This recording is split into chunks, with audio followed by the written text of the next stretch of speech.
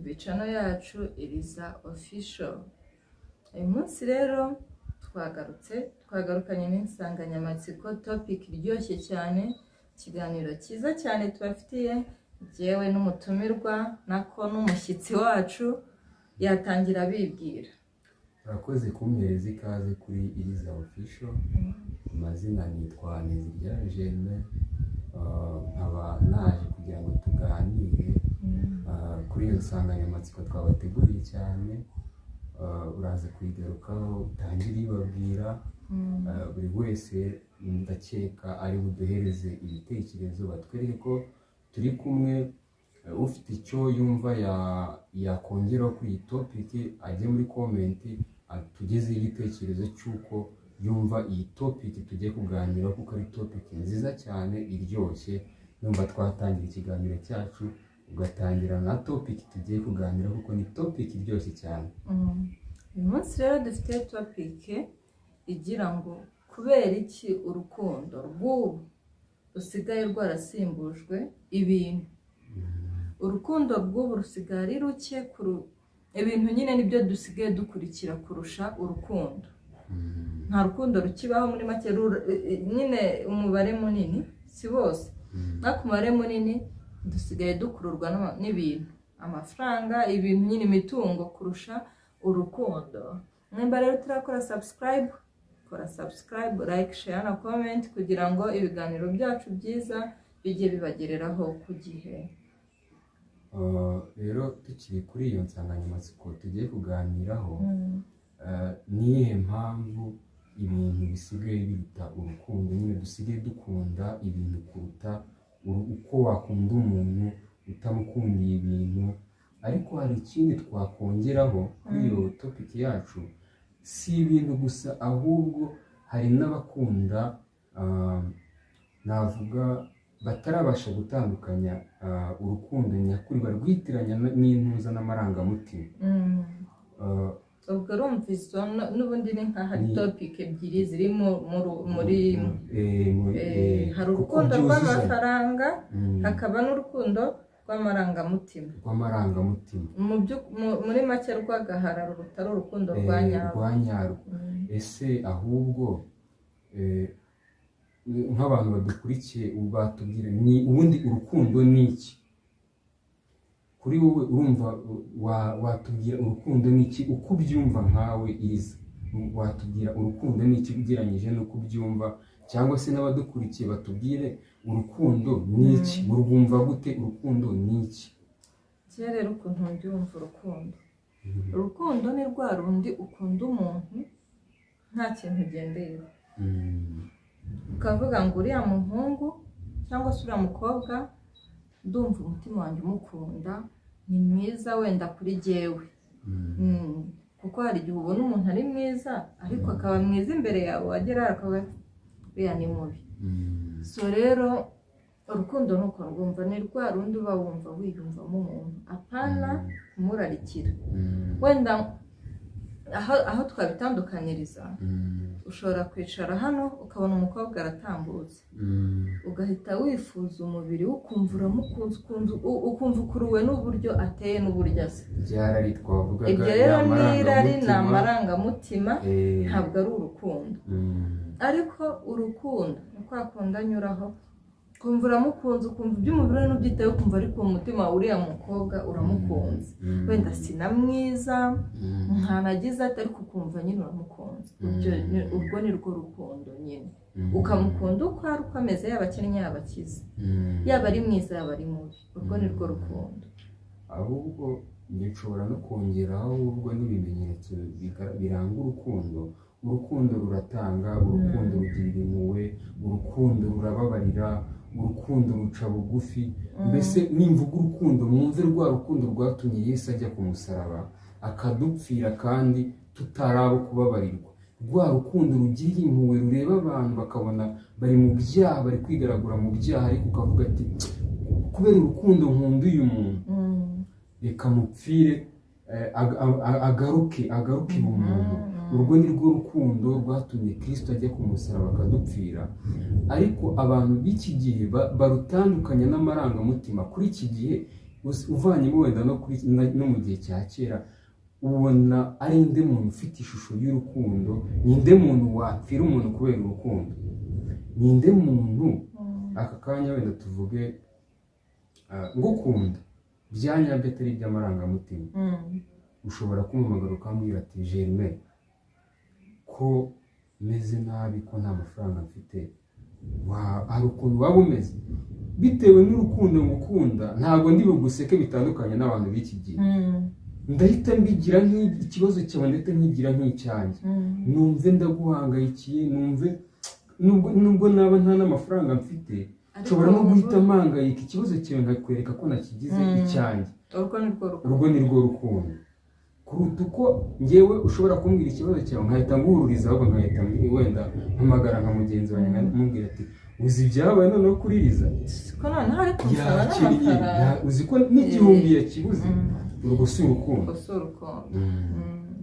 Mbona no ku kijyanye no kuba urukundo rwarasimbujijwe ibintu, ikintu nabivugaho, twigeze kubanza kubiganiraho, niyo mpamvu twanafashe umwanya ngo tubikoremo ikiganiro, kuko hari icyo twumva byageza kuri sosiyete.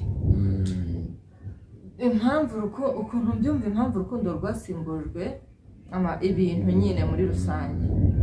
Kuri ubu igihe tugezeho, ibintu nyine kuba mu buzima, kuba kuri isi birasaba kuba ufite ibintu. Turi mu buzima bugoye buhenze, urarya ari uko ufite amafaranga. Kera wabaga ufite 100 ukigurira dodo, ubu wazikura hehe? Umufungo ni 200.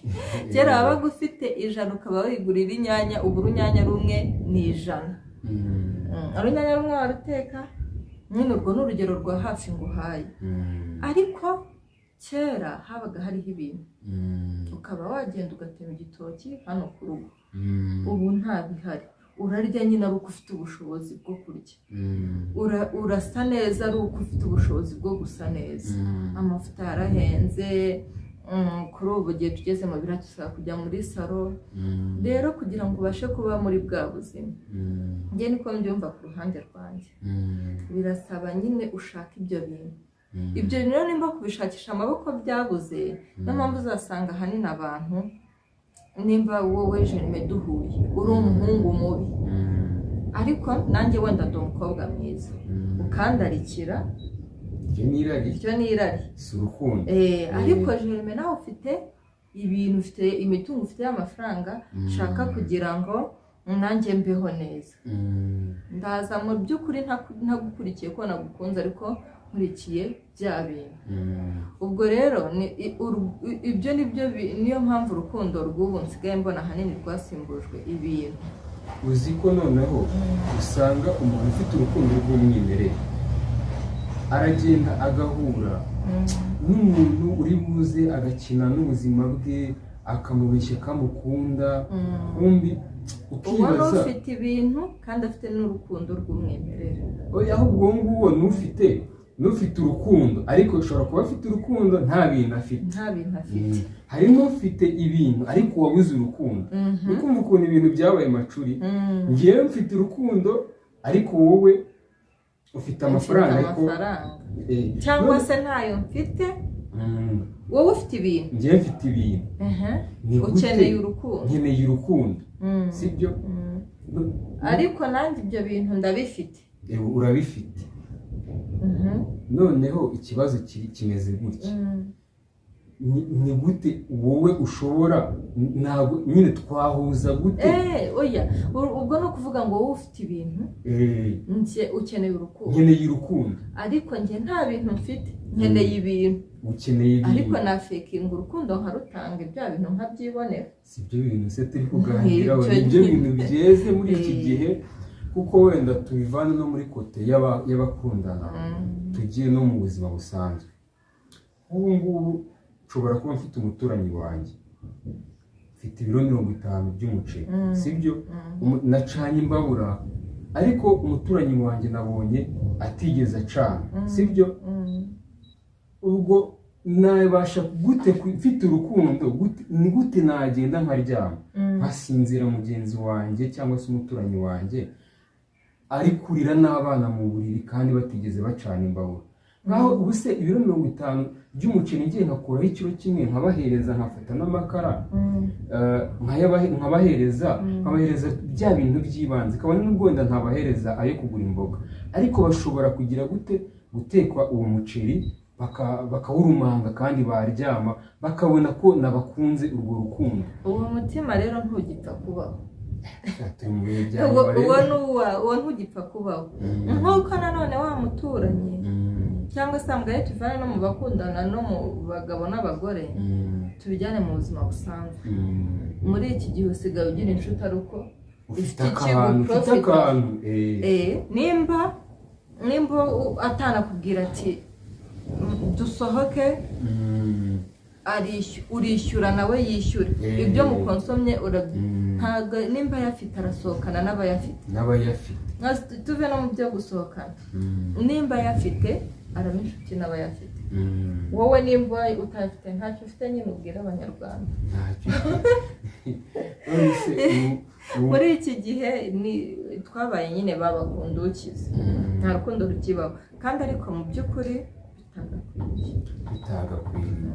Ni ukuri ndumva nababwira ngo dusubirane kuri wa mwimerere Imana yaturemanye wo gufashanya, wo gukundana, wo gusurana.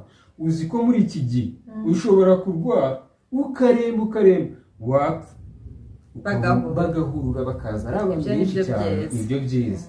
Ariko kera wararwaraga umva nkahita nza nirukanka nkakugeraho umva bitaraba, ariko n'ubu ngubu ushobora wenda nko kumpamagara cyangwa se inshuti yawe runaka ikaguhamagara ikakubwira yuko irwaye, sibyo? Ntuhita ujya ugahita uvuga ati bya bindi by'iki gihe, ariko wakumva apfuye, sibyo? Ugahita uhuduka n'indabyo z'imwe 50 utarigeze umuhereza n'ikiro cy'isukari ari muzima, cyangwa se utarigeze umutwarira n'izo mbuto z'ibihumbi 5 ngo umwereke urwo rukundo. Reka nguhe urugero rwiza. Ejo bundi hari umuntu ni umusitari nyine yaramamaye icyo gihe, yararwaye kanseri bamukorera fundraising. Noneho avuga ko dogiteri yamubwiye ko asigaje igihe gito ngo apfe. Ubwo rero reka azatinde gupfa. Nubwo duseka ariko birababaje, akajya batera comment babona ngese uyu we kadapfa ngo yaje dukuramo amafaranga yacu ngo atubwira ngo agiye gupfa ngo ko atapfuye.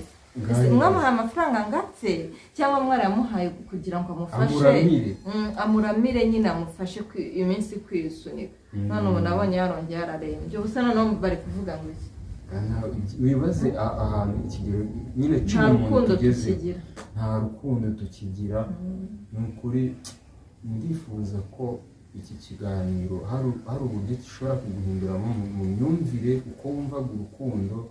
Mugenzi wawe nakugana afite inyota umuha amazi anywe, nagusaba ntiwumve yuko ari uburyarya, wumve yuko agutakiye kuko akwizera. Ntago afite inshuti nyinshi cyane. Bigutwaye iki kuba umuntu yaza akakubwira ati inyota irangije, ufite ibijerekani nk'ijana by'amazi, akarahure kamwe karagutwara iki? Ako numubona asa naba urahita umusuneka utumvira ku gipangu ataba ni babajura abani babakiyego nabyo biriho k'abantu baza bakeskoroka, ariko ntago wamenya umweskoro n'umuzira.